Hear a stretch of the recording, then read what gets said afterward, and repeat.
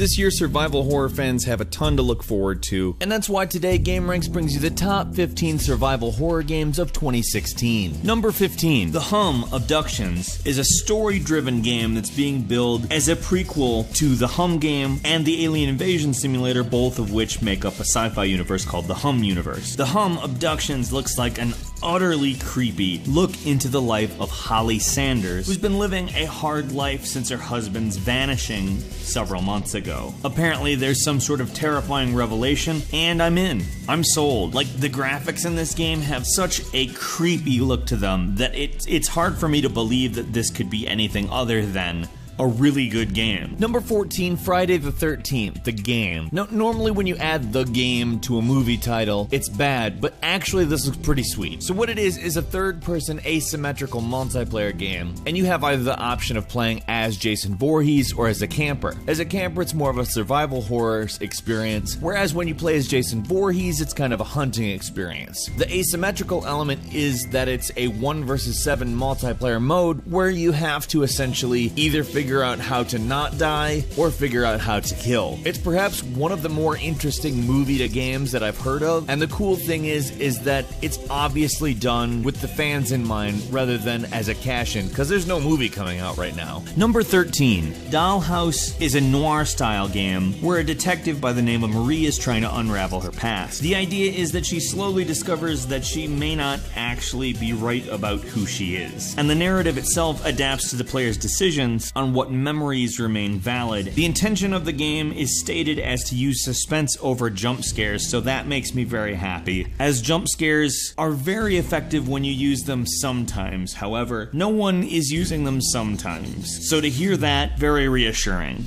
Number 12, Through the Woods is a third-person psychological horror game that takes place in Norway, where you play a mother looking for her missing son. The game has an ambitious attempt at dynamic narration, and you're armed with only a flashlight. Now, it's dark in the woods, and therefore, being armed with only a flashlight is awful, and that narration I talked about takes place in an interrogation room after the game's events. The intention is to create a sense of dread that lasts throughout the entire experience, and hopes to embody both fear and melancholy as it bothers you deep inside. Number 11, We Happy Few. We Happy Few is set in a dystopian alternate 60s England. There's a drug called joy that's used to control the citizens, and you play as a downer, which is a term for somebody who doesn't take joy. However, in order to blend in, you have to appear as though you take joy as you scavenge for food and supplies. It's an interesting and a bit abstract concept of a game, and the art style is pretty cool, so I think this is a good one to pay attention to. Number 10, Routine has a sci-fi aesthetic in kind of a retro-futuristic way, but not fully. The game has a very alien-style 80s aesthetic to it, and has you running away from things, we don't know exactly what, in an abandoned moon base. You'll be isolated, you'll have to wander around trying to find your way, as well as make sure you avoid any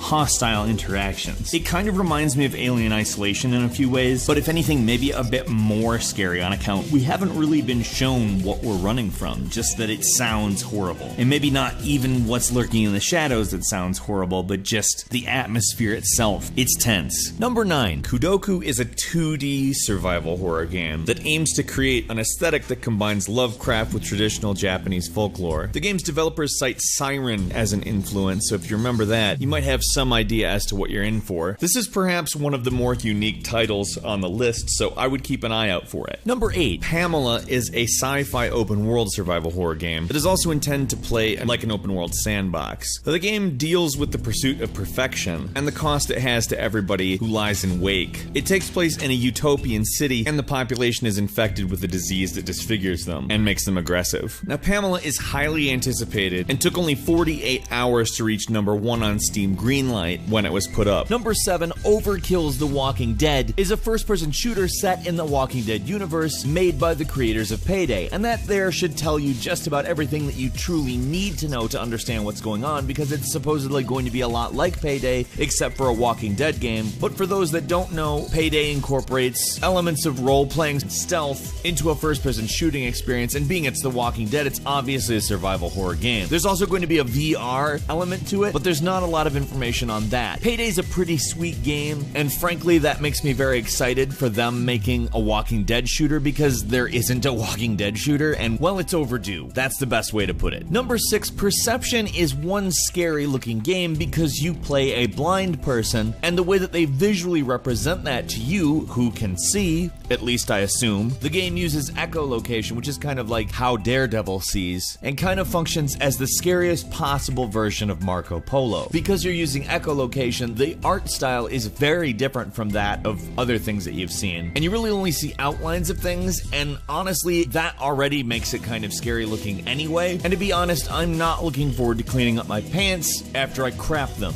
Number 5, The Forest. The Forest is basically what happens if you combine Minecraft with The Descent, the movie The Descent. When a plane you're traveling in crashes, you're forced to survive in a forest. You essentially have to build a place to live, and then defend it at night against cannibal mutants. As you're watching it, you can actually kind of sense the Minecraft, but it's also actually really scary too. The game has been in alpha and beta over the last couple years, and the full version is coming out this year. Number 4, Dead by Daylight is an asymmetrical multiplayer game where one player takes the role of a murderer and 4 others play as the quote-unquote survivors. Now, this isn't the only game that's being done like this, but it does do some things to separate it from the other game that we mentioned, in that the killer is not a killer, but rather a monster and plays in first person, while the prey is third person. The environments are going to be procedurally generated, abilities will unlock, and apparently there's a lot of environmental stuff that you can do to trip up the monster. Again, this is another one that sounds great on paper, but it has a lot to live up to. I am all over it.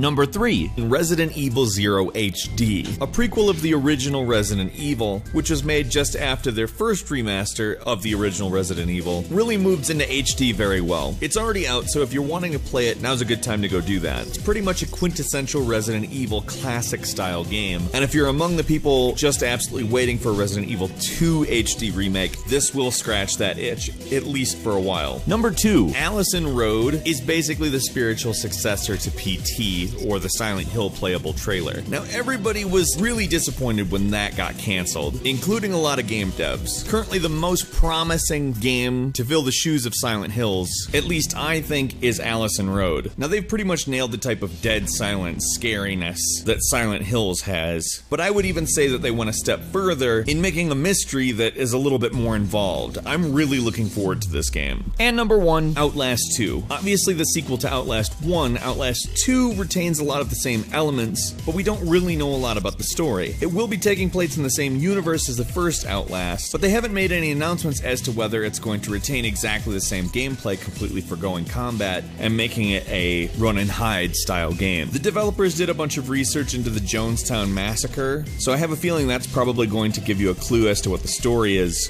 But beyond that, we don't really know much. There's just a trailer that's filled with stuff from Revelations out of the Bible, and we know that the original Outlast is terrifying. A few bonus games for you. First, Five Nights at Freddy's Sister Location, which is a return to the much more liked gameplay style of the original Five Nights at Freddy's games. Class 4, which is a game that kind of takes State of Decay to a larger, much more worldwide extreme, and scales up the gameplay significantly. And finally, Tangiers, which is an abstract art meets horror genre game that, frankly, the trailer freaks me the hell out, as it should be. Which survival horror game are you looking forward to the most? Let's meet in the comments and have a discussion about that. If you enjoyed this video, please click the like button, and right now is a great time to subscribe if you're not. We upload brand new videos all the time, and the best way to see them first is, of course, a subscription. As always, thank you so much for watching this video, and we will see you again next time right here on GameRanks.